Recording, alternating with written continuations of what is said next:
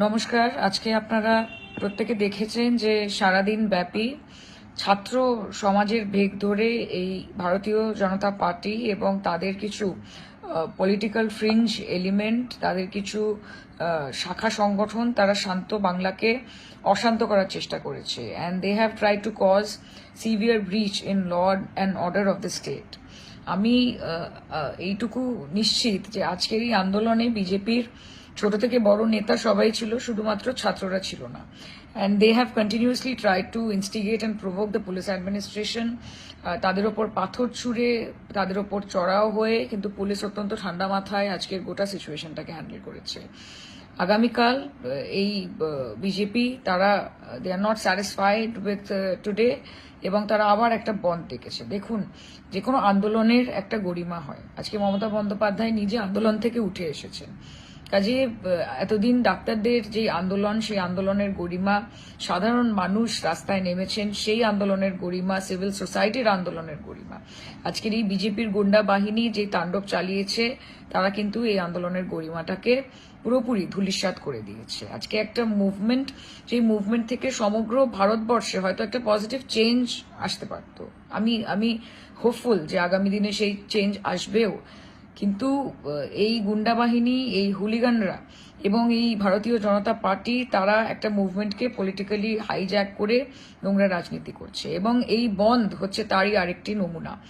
আমি আমার লোকসভা, যাদবপুর লোকসভা কেন্দ্রের সকল মানুষ তথা পশ্চিমবঙ্গের সকল মানুষকে এটা অনুরোধ করব যে আগামী দিন অফিসিয়ালি সবকিছু খোলা থাকবে, স্কুল, কলেজ, বাজার, দোকান, যানবাহন, সবকিছু। আপনারা একটি স্বাভাবিক দিনের মতোই আগামী কালটা কাটাবেন। আপনারা ভয় পাবেন না। কোনো রকমের ঝামেলা হলে, কোনো রকমের অসুবিধে হলে পুলিশ প্রশাসন তারা আপনাকে সুরক্ষিত রাখতে দায়বদ্ধ, এবং তারা তাদের কাজ করবে। কিন্তু আপনারা কিন্তু বিজেপির এই ফাঁদে, এই প্ররোচনায় আপনারা পা দেবেন না। এরা বাংলাকে বিকৃতভাবে সমগ্র ভারতবর্ষের কাছে দেখাতে চাইছে। এটা একটা অত্যন্ত কঠিন সময়, আমাদেরকে ঐক্যবদ্ধভাবে লড়াই করতে হবে। এবং আমি আপনাদেরকে এটুকু আশ্বাস দিতে চাই যে আমরাও বিচার চাই, একজন মেয়ে হিসেবে বিচার চাই, একজন সাংসদ হিসেবে বিচার চাই, একজন রাজ্যবাসী হিসেবে বিচার চাই।